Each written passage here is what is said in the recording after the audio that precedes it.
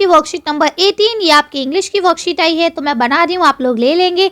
इसी में ही question answer भी कराऊंगी, तो आप लोग देख सकते हैं आराम से। पहले इसे अच्छे से लेबल कर लेंगे, डेट डाल देंगे, अपना क्लास, अपना नाम, अपने टीचर का नाम, सब्जेक्ट आप लोग लिख लेंगे। आज हम लोग क्या पढ़ेंगे, फॉर्मल लेटर्स का आज हम लोग फॉर्मेट को जानेंगे कि अगर हमें फॉर्मल लेटर लिखना है तो हम उसे कैसे लिखें। जैसे कि आप जानते हैं लेटर दो टाइप के होते हैं, एक होता है फॉर्मल, एक होता है इनफॉर्मल। ठीक है, फॉर्मल किसे कहा जाता है, जब हम किसी भी अधिकारी टाइप के लोग को लिखते हैं ना, जो मतलब हमारे रिलेटिव्स नहीं हैं, जिनसे हम बहुत ज़्यादा इज्जत से, है ना, बहुत ज़्यादा रिस्पेक्ट से बात करते हैं, वो फॉर्मल लेटर होते हैं। फॉर एग्जांपल स्कूल के प्रिंसिपल को लिखना है, एडिटर को लिखना है, या किसी बुक सेलर को लिखना है, या फिर और भी बहुत सारे, जैसे कंप्यूटर क्लासेस के कोई हेडमास्टर है उन्हें लिखना है, या आपको मान लीजिए इलेक्ट्रिसिटी के लिए लिखना है, या वाटर के लिए लिखना है, या किसी भी तरह से मतलब कंप्लेन करनी है एमसीडी के लिए, या एसएचओ को लिखना है, पुलिस इंस्पेक्टर को लिखना है, तो ये सारे आपके फॉर्मल लेटर्स होते हैं। ठीक है, तो ये मैंने आपको एग्जांपल दिए किसके, फॉर्मल लेटर के। अब इनफॉर्मल लेटर क्या होता है, इनफॉर्मल लेटर उन्हें कहा जाता है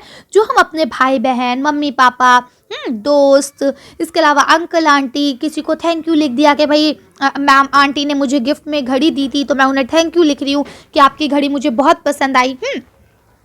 इस तरह की, या मैं हॉस्टल में रह रही हूँ तो मैं पापा को लेटर लिखती हूँ, पापा मेरे पास पैसे ख़त्म हो गए, मुझे पैसे दे दीजिए प्लीज़, मुझे कुछ बुक्स खरीदनी है ना। तो ये सब जो है, जो मतलब हम अपने रिलेटिव्स को लिखें, अपने फैमिली मेम्बर्स को लिखें, चाहे वो करीबी फैमिली मेम्बर हो या दूर के रिश्तेदार हो, ठीक है, कोई भी हो, उनको अगर हम ऐसे लेटर लिखते हैं वो आपके क्या होते हैं, इनफॉर्मल होते हैं, जिसमें आप सिंपल से कैसे भी बात कर सकते हो, कोई मैटर नहीं करता है ना।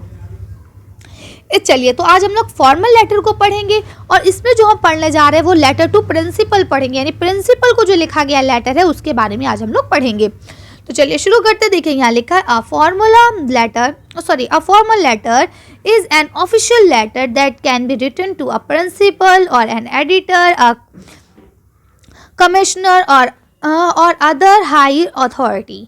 ठीक है, यानी कि अब कहने का क्या मतलब है कि एक फॉर्मल लेटर जो है वो एक ऑफिशियल लेटर होता है जो हम प्रिंसिपल को, एडिटर को, कमिश्नर को, या और कोई हाई अथॉरिटीज़ के मेंबर होते हैं उनको लिखते हैं। जैसे अभी हमने बताया ना, एमसीडी को लिख दिया आपने, या जो आपके ये है ना बीएसईएस यानी बिजली के वाले, इनको लिख दिया। इस तरह के कोई भी हाई अथॉरिटीज़ को जो लिखा जाता है वो आपके फॉर्मल लेटर होते हैं। Today we shall learn how to write a letter to principal. आज हम लोग पढ़ेंगे कि हम किस तरह से एक लेटर प्रिंसिपल को लिख सकते हैं। पहले हम पढ़ते हैं reason for writing a letter to principal. तो सबसे पहले आपका यहाँ पर रीज़न दिया गया है कि हम किस किस रीज़न से एक प्रिंसिपल को एप्लीकेशन लिख सकते हैं। फिलहाल यहाँ पे आपको समझाने के, वैसे तो बहुत सारे रीजंस हैं, लेकिन क्या है कि अब आपसे ये कहा गया है कि इसी फॉर्मेट के ज़रिए आप इस तरह की एप्लीकेशंस लिख सकते हैं फिलहाल। तो अब मेरी जो आपसे राय है वो ये है कि आप लोग 8th क्लास के बच्चे, आप लोग अच्छे से प्रैक्टिस करें, और ये जो जितने भी आपको दिए गए हैं ये सारे आप लोग लिखें, ताकि जब आपको कल एग्ज़ाम हो, जब आप 9th क्लास में आएँ, तो आपको किसी भी तरह की कोई परेशानी का सामना ना करना पड़े। ठीक है, तो चलिए पहले देखिए, यहाँ पे एक आपको दिया request for organising a class या इवेंट। अब यहाँ पे आपको दिया गया है कि आप रिक्वेस्ट करें कि कोई क्लास या कोई अच्छा सा इवेंट आपके लिए ऑर्गेनाइज किया जाए, जिसमें आपकी कुछ प्रॉब्लम्स को दूर किया जाए, या इस तरह से। ठीक है, यह आपको लिखा है requesting to extend for a classes, यानी कि आपको कहा जाए कि जो आपकी क्लासेस है उसको थोड़ा और बढ़ाया जाए। ठीक, लीव एप्लीकेशन, आप लीव की एप्लीकेशन भी लिख सकते हैं कि छुट्टी चाहिए मुझे, अब वो चाहे सिक लीव हो या आपकी अर्जेंट पीस ऑफ वर्क हो, वो कोई भी लीव एप्लीकेशन हो सकती है, ब्रदर मैरिज भी हो सकती है ना, सिस्टर एंगेजमेंट भी हो सकती है, कुछ भी हो सकता है, आप लोग उसे लिख सकते हैं। ठीक, तो इस तरह से यहाँ लिखा एक्सप्रेसिंग ग्रेजुटीज़, और उसके अलावा यहाँ लिखा आस्किंग फॉर परमिशन। तो इस तरह के बहुत सारी एप्लीकेशंस हैं जो आप प्रिंसिपल के लिए लिख सकते हैं, और जनरली आपको यही एप्लीकेशन जो है आप लोग लिखते हैं। अब लिखा है B, format for writing a letter to principal. अब यहाँ पे आपको एक लेटर दिया गया है प्रिंसिपल को लिखने के लिए, उसका आपको फॉर्मेट दिखाया गया कि किस तरह से आप एक लेटर लिख सकते हैं। फॉर एग्जांपल, सबसे पहले आपको प्रिंसिपल का नाम लिखना है। एक चीज़ हमेशा याद रखना है, सारी चीज़ें ये आपके लेफ्ट हैंड और बिल्कुल स्ट्रेट लाइन में आनी चाहिए, जैसा कि आप यहाँ देख सकते हैं, कोई भी चीज़ आगे पीछे खिसकी हुई नहीं है। ओके, सबसे पहले द प्रिंसिपल, सबकी सेम है। उसके बाद स्कूल का नाम, जो भी आपका स्कूल है, सर्वोदय कन्या विद्यालय है, या आपका government boys senior secondary school है, या राजकीय बाल महाविद्यालय, क्या नाम है वो है, जो भी है आपका स्कूल, आप वो लिखेंगे। फिर आपको स्कूल का एड्रेस लिखना है, यमुना विहार है, शादरा है, लोनी है, कहाँ है आपका वो स्कूल, ठीक है, आपको उसका एड्रेस लिखना है। उसके बाद फिर आपको डेट लिखनी होती है।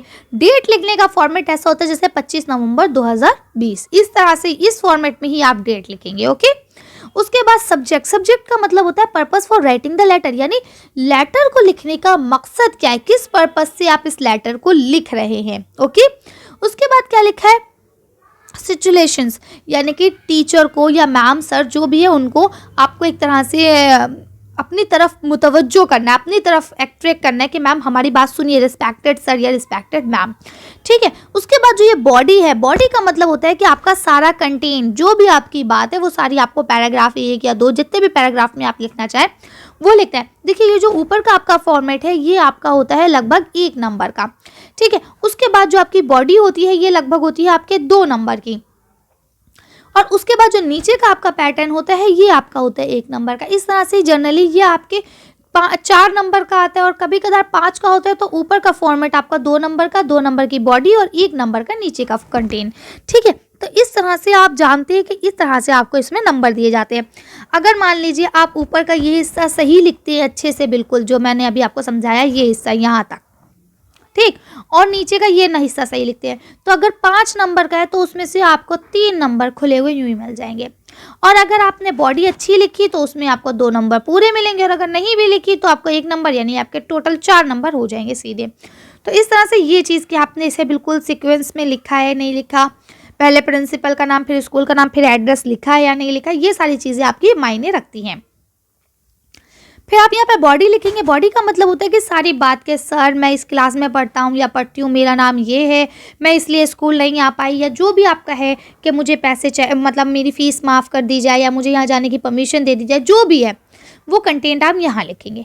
जब आपका कंटेंट पूरा हो जाएगा, यानी आपकी पूरी बात हो जाएगी जो आप कहना चाह रहे हैं, फिर उसके बाद आप उन्हें धन्यवाद कहेंगे, यानी थैंक यू कहेंगे कि शुक्रिया आपने मेरी इतनी देर बात सुनी और मेरी बात को ग्रांटेड करें, यानी उसको मान लिया जाए, ठीक है। फिर कम्प्लीमेंट्री यानी कि क्लोज करेंगे कैसे, योर ओबीडेंटली। अगर आप टीचर को लिख रहे हैं, यहाँ जाहिर सी बात है प्रिंसिपल की बात हो रही है, तो ये हम योर ओबीडेंटली लिखेंगे। योर्स ओबीडेंटली का मतलब होता है आपका आज्ञाकारी शिष्य, ठीक, और योर्स फेथफुली यानी आपका आभारी, ठीक, या भावदेय। तो ये जो है ये हम तब लिखते हैं जब हम प्रिंसिपल के अलावा किसी को लिखें, कमिश्नर को लिखे, BSES ऑफिसर को लिखे, किसी को भी लिखे, स्कूल के अलावा कभी भी लिखेंगे। स्कूल के बाहर तो हम योर्स फेथफुली लिखेंगे, और जब स्कूल में लिखते हैं, चाहे किसी भी टीचर को लिखे चाहे प्रिंसिपल को लिखे, तो हम योर ओबीडेंटली ही लिखते हैं। उसके बाद अपना नाम और अपनी क्लास आपको लिखनी है ना, इजी फॉर्मेट। तो चलिए अब यहाँ देखिए आपको क्लास C में दिया है, fill in the blanks the following letter to the principal using the clue below. अब यहाँ देखिए आपको ये आपके क्लू दिए गए हैं, ये रहे, हेल्पफुल, अरेंजिंग, सर या मैम, सिंसियर, ठीक है। उसके बाद आपका लिखा है फेस, फिर लिखा है teachers, focus, studies, online, yours, difficult. अब आपके जो यहाँ ये इतना पोर्शन है इसमें आपको इन्हीं वर्ड से बढ़ना है, ठीक है। तो चलिए एक काम करते हैं, अब हम लोग इसको आंसर शीट में ही डायरेक्ट पढ़ेंगे। तो देखिए पहले तो आप यहाँ का सिंपल सा लिख सकते हैं, ठीक। यहाँ देखिए क्या लिखा है कि राइट अ लेटर। अब जो आप लेटर लिख रहे हैं, यू द प्रिंसिपल, अपने प्रिंसिपल को लिख रहे हैं, थैंकिंग हियर और हिम, यानी अगर सर हैं या मैम है उनको थैंक्स बोल रहे हैं आप कि आपके लिए उन्होंने ऑनलाइन क्लासेस जो है अरेंज कराई हैं ड्यूरिंग दिस पैंडेमिक, यानी इस महामारी के दौरान उन्होंने आपके लिए ऑनलाइन क्लासेस बनवाई। अब जैसे पहले आपने द प्रिंसिपल लिख लिया, यहाँ आप अपने स्कूल का नाम, यहाँ स्कूल का एड्रेस लिख देंगे, सिंपल है। फिर यहाँ आप लोग अपनी डेट डाल देंगे, यानी आज की डेट आप लोग लिख लेंगे। अब इसके बाद यहाँ पे जो आपका सब्जेक्ट है, ये जो यहाँ से शुरू हो रहा है, यहाँ से लेके यहाँ तक, अब हम लोग इसे आंसर शीट में पढ़ के वीडियो को ख़त्म करते हैं। चलिए आंसर शीट को देखते हैं। देख सकते हैं यहाँ आज आपको ये एप्लीकेशन लिखनी है, तो इसमें पहले आप लोग प्रिंसिपल और अपने स्कूल का नाम और अपने स्कूल का एड्रेस लिख लेंगे। इसके अलावा आप यहाँ पे डेट लिख लेंगे। इसके अलावा देखिए यहाँ पे जो आपको नीचे हेल्पिंग वर्ड्स दिए गए हैं उनकी मदद से इसको फिल करना है।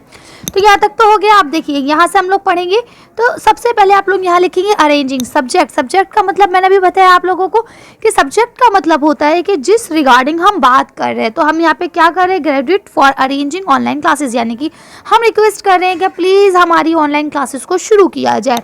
फिर हम क्या लिखेंगे, रिस्पेक्टेड सर या मैम, जो भी हैं उनको रिस्पेक्ट के साथ अपनी तरफ मुतवज्जो करेंगे। फिर लिखेंगे आई, यहाँ अपना नाम लिखेंगे, जो भी आपका नाम है, ऑन बिहाफ आवर क्लास, ठीक है, यानी कि ये बात मैं अपने क्लास के बिहाफ पर बोल रहा हूँ या बोल रही हूँ, ठीक है। तो फिर आप अपने यहाँ पे क्लास का मतलब आप जिस क्लास के हैं उस क्लास का लिखेंगे। अब जैसे एग्जाम्पल के तौर पे ये आप यहाँ पे 8th क्लास लिख सकते हैं, ठीक है, और साथ में सेक्शन ऑफ योर स्कूल, यानी मैं आपके स्कूल के इस क्लास में पढ़ता हूँ और अपने आप इस क्लास के बिहाफ पर मैं बोल रहा हूँ। क्योंकि देखिए अब हर कोई बच्चा अलग अलग तो एप्लीकेशन देगा नहीं, पहले आपस में आप लोग क्लास में डिस्कस करेंगे और उसके बाद सब एक साथ एप्लीकेशन देंगे, है ना। तो वही यहाँ पे हुआ। उसके बाद आपको क्या करना है, यहाँ पे thank you for arranging the much needed online class, यानी कि आपका बहुत बहुत शुक्रिया कि आपने हमारी जिसकी बहुत ज़्यादा ज़रूरत थी वो ऑनलाइन क्लास हमारे लिए अरेंज कराई। We also thank all your teachers, all our teachers, यानी कि मैं और इसके अलावा अपने और सारे टीचर्स का भी थैंक यू करना चाहती हूँ for preparing fruitful online lesson for us during this difficult times, यानी कि मैं अपने टीचर की मैं बहुत ज़्यादा शुक्रगुजार हूँ कि उन्होंने इस पैंडेमिक में यानी इस डिफ़िकल्ट टाइम में हमारी मदद की और हमारे लिए ऐसी क्लासेस ऑर्गेनाइज की जिससे हमें सचमुच बहुत कुछ हासिल हुआ। और classes were disparate because of COVID-19 and it was a great loss our studies, यानी कि अब क्या बोलते हैं कि हमारी क्लासेस जो है वो बंद हो गई, नहीं हो पाई कोविड-19 की वजह से, जिसकी वजह से हमारी पढ़ाई का बहुत बड़ा नुकसान हुआ।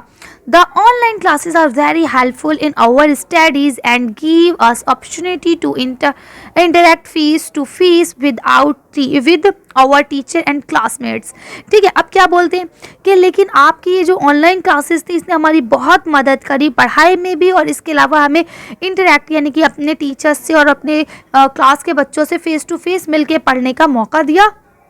आपकी भी क्लासेस हुई होंगी ऑनलाइन, ठीक है ना। इस तरह से our online classes are going really well and we are able to focus on our studies now, यानी ये ऑनलाइन क्लासेस हुई ये बहुत अच्छी थी, इसी वजह से मैं अपनी पढ़ाई पे भी फोकस कर पा रही हूँ या कर पा रहा हूँ। क्योंकि देखिए अगर ये ऑनलाइन क्लासेस नहीं होती तो क्या आप इस तरह से फोकस कर पाते? नहीं कर पाते। आप लोग सिर्फ खेलते कूदते टीवी देखते।